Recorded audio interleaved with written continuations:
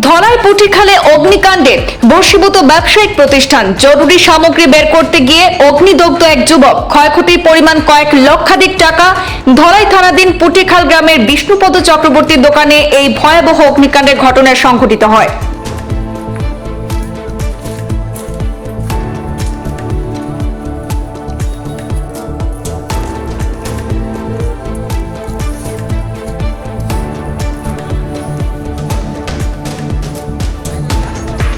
বুধবার বিকেলে পুটিখাল গ্রামে বিধ্বংসী অগ্নিকাণ্ডে ভস্মীভূত হয়ে গেল বিষ্ণুপদ চক্রবর্তীর দোকানে থাকা সমগ্র দ্রব্য সামগ্রী। দোকান থেকে জরুরি সামগ্রী বের করতে গিয়ে অগ্নিদগ্ধ হয়ে গুরুতর আহত হয় দোকান মালিকের ছেলে বিক্রম চক্রবর্তী, বয়স 29 বছর।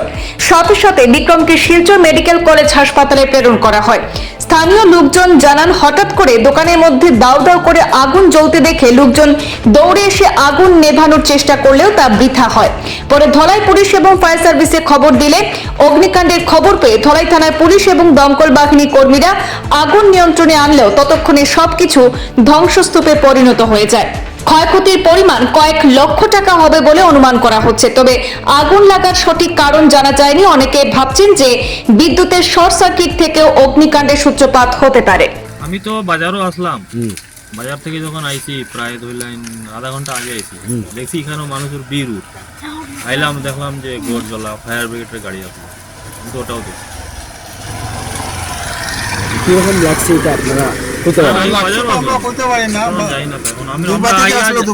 আমরা আইয়া এখনো দেখলাম যে কিন্তু আগুন মানুষের বলে আগুন লাগে হঠাৎ করে লাগছে আগুন, হেরাও ঠিক করে কইতে পারেন না।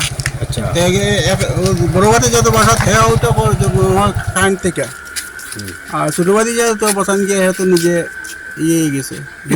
দোকানের মালিক কে? দোকানের মালিক বিষ্ণুপদ চক্রবর্তী। আপনি কিতা? আমি দান ভাই।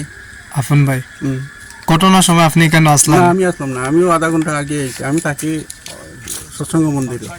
আচ্ছা, কেমন ক্ষয়ক্ষতি হয়েছে আপনার? এটা তো ঠিক কইতে পারতো না দাদা, সব মুসিবত হয়ে গেছে, মুসিবত হয়ে গেছে, সব শেষ। মানে কিছু বাইর করতে পারছেন? 3 শাটারের দোকান, কতটুকু মাল হইতে পারে এখন বুঝতেছেন? মানে কিছু বাইর করতে পারছেন না? কিচ্ছু না, ও তো আপনার সামনে আছে, সব জ্বলা